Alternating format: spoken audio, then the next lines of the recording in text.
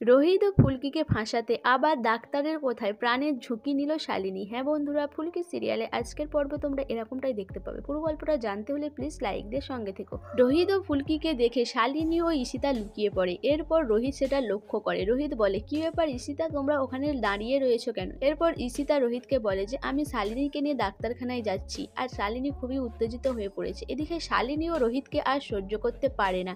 শালিনী বলে, বন্ধু ভালো নয়, বন্ধু খুবই খারাপ, আমার সাথে খারাপ করেছে। এরপর ঈশিতা শালিনীকে বুঝিয়ে ওখান থেকে নিয়ে চলে যায়। এদিকে রোহিত নিজে নিজে ভাবতে থাকে যে তার কারণেই হয়তো আবার শালিনী আঘাত পেল।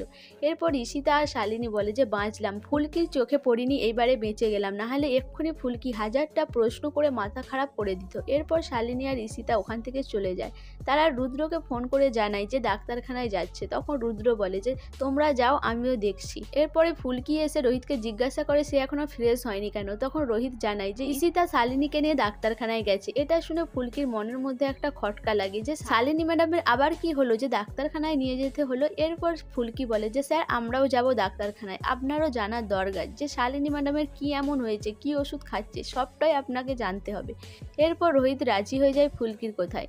এদিকে শালিনী, ঈশিতা আর রুদ্র ডাক্তারের চেম্বারে গিয়ে হাজির হয়। এরপর ডাক্তারবাবু এসে বলে যে কেন আমার চেম্বারে না গিয়ে এখানে বাইরে দাঁড়িয়ে রয়েছে কেন। এরপর রুদ্র বলে যে ডাক্তারবাবু আপনার সাথে আমাদের অনেক আলোচনা রয়েছে, চলুন তাড়াতাড়ি। এদিকে শালিনী বলে যে সবকিছু হওয়ার আগে একটা ভালো খাবারের অর্ডার করুন যাতে আমরা খেতে পারি, আমার মুখে চোরা পড়ে গেছে। এরপর ঈশিতা বলে যে পিৎজা অর্ডার দিন।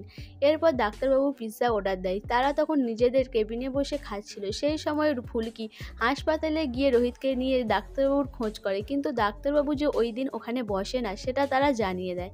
এরপর তারা জানায় যে কাঁথিতে আজকে ডাক্তারবাবু নিজের চেম্বারে বসেছে। তখন ফুলকি আর রোহিত সেই কাঁথিতে গিয়ে হাজির হয়। সেখানে গিয়ে ডক্টর দত্তের খোঁজ করে। এরপর তারা জানায় যে ডাক্তারবাবু আজকে কোনো পেশেন্ট দেখবে না, সব কিছু ক্যান্সেল করেছে। তখন রোহিত আর ফুলকি বলে যে তারা শালিনী মিত্রের বাড়ির লোক, তারা এক্ষুনি ডাক্তারের সাথে দেখা করবে। এদিকে রুদ্র আর সবাই মিলে পিৎজা খাওয়া শুরু করে। রুদ্র বলে যে ডাক্তারবাবু এমন একটা কিছু করুন যাতে শালিনী একটু অসুস্থ বোধ করে, আর ওকে নিয়ে আমরা ব্ল্যাকমেল করতে পারি যাতে শালিনীর নামে যে দুর্নামগুলো উঠেছে সেগুলো যেন সব মুছে যায়।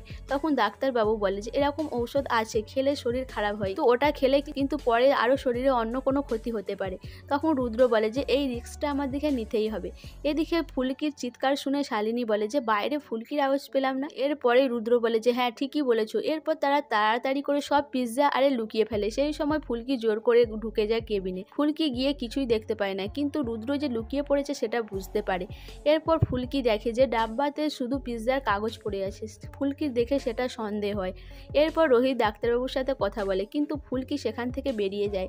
বলে যে কেউ যেন বেরিয়ে গেল ওই পেছনের দরজা দিয়ে, কিন্তু ফুলকি কাকেও দেখতে পায় না। এরপর রোহিত বলে যে ডাক্তারবাবু আপনি শালিনীর ভালো করে চিকিৎসা করুন যাতে তাড়াতাড়ি সে সুস্থ হয়ে যায়। এরপর রোহিত দেখে যে ফুলকি নেই। ফুলকি না থাকাতে রোহিত বেরিয়ে আসে। এসে বলে কি ব্যাপার ফুলকি, তুমি বেরিয়ে এলে, কি হয়েছে? তখন ফুলকি মনে মনে ভাবে যে আমার যে সন্দেহগুলো হচ্ছে তার তো কোনো প্রমাণ নেই, স্যারকে বললে তো স্যার বিশ্বাসও করবে না, আমি তাহলে কি করব।